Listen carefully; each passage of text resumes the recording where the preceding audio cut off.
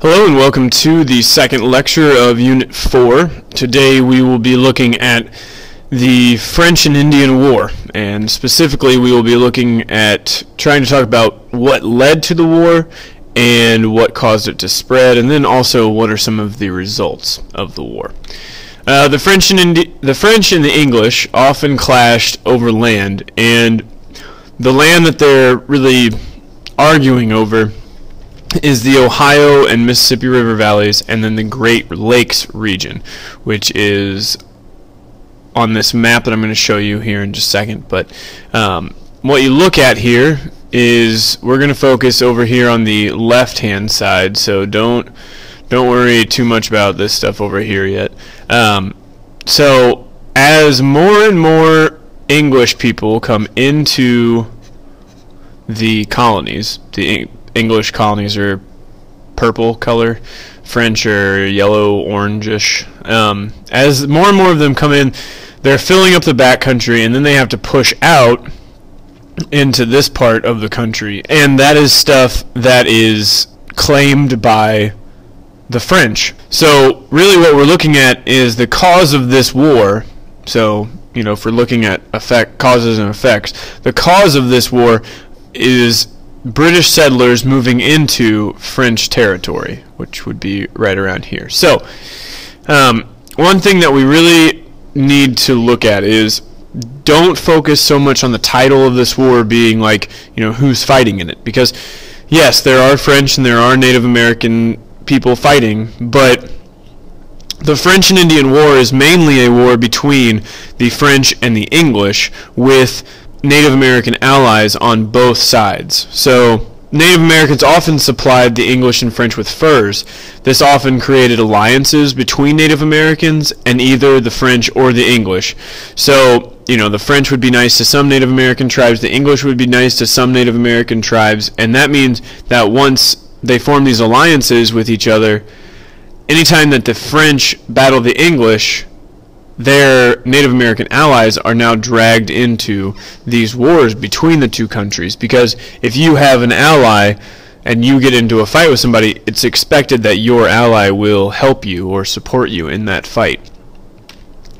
Fur traders in Pennsylvania and Virginia started to move into French territory, and the French were worried about losing this area, and the stage is kind of set for war. So, you know, when we're kind of looking at this part right here, French, you know, English fur traders move into French territory, that means that's kind of what starts this war. The French sent troops to kick the British out. The governor of Virginia had claimed the land, so when the French send people in there to kick the British out, the governor of Virginia says, no, we're going to stay and we're going to fight you. So in 1753, he sent a force led by 21-year-old George Washington to tell the French to leave. Washington set up a fort and plans a surprise attack. After the surprise attack, which isn't very much of a success, the French follow him back and attack his fort, and Washington is in a position where he is forced to retreat and go back to Virginia. But don't worry about George.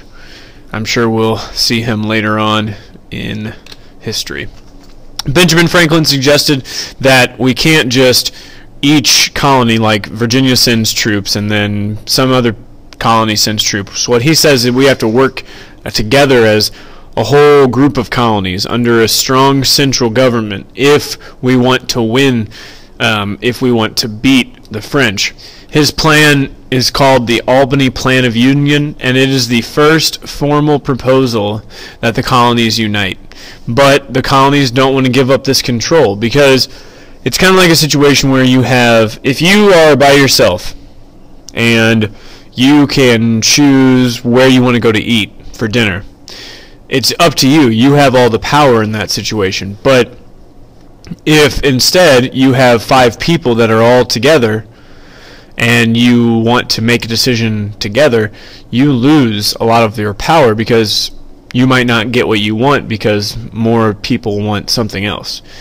So the colonies don't want to give up that power to choose everything. They want to, you know, have the power to choose what they want to eat for dinner. You know, not necessarily eat for dinner, but you get the idea.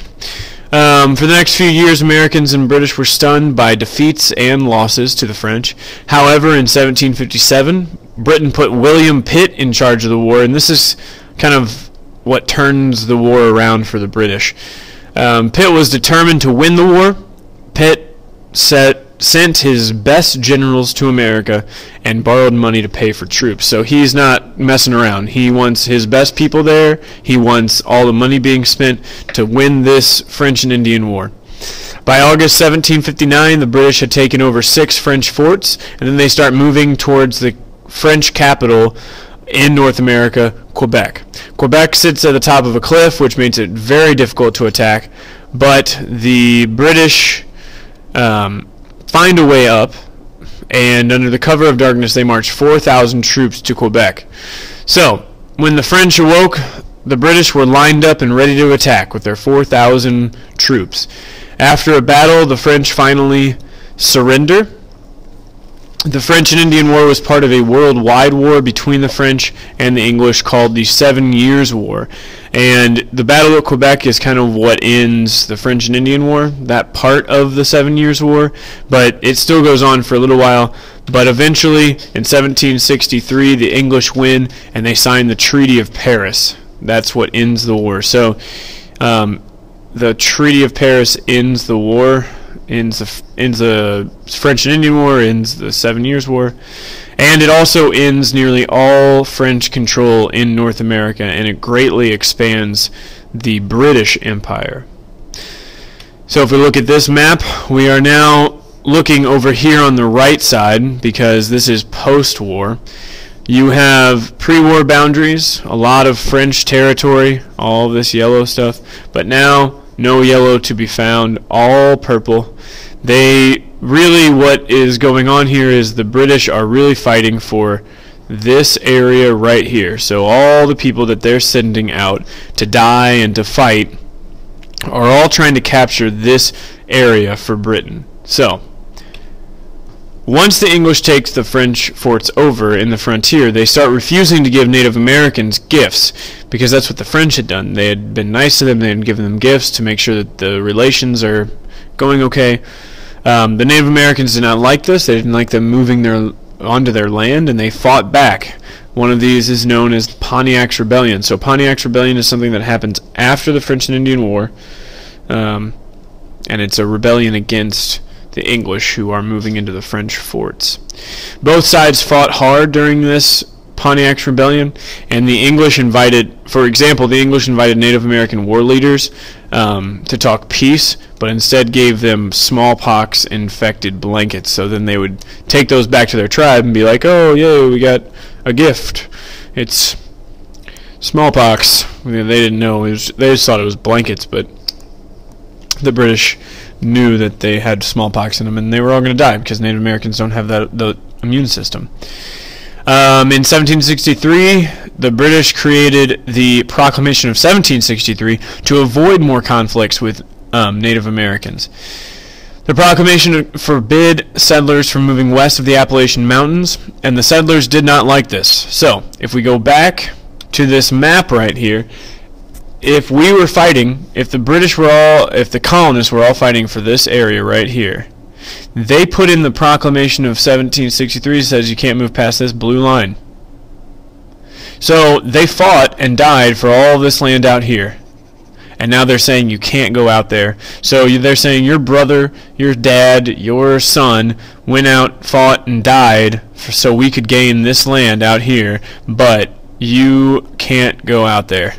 This is off limits. Can't go past this blue line. So that explains a little bit why the settlers did not like this. The French and Indian War gave the 13 colonies their first taste of freedom, and now that the French were gone and out of the frontier, the colonists could now push out into the frontier and not worry about that, and now they can focus on their issues with Britain and all the things that the British are doing that they don't like. And then in the next lecture we'll see more things that King George does along with the Proclamation of 1763 to make the colonists really angry, and how those colonists react. So that's it for this lecture. Thanks for watching.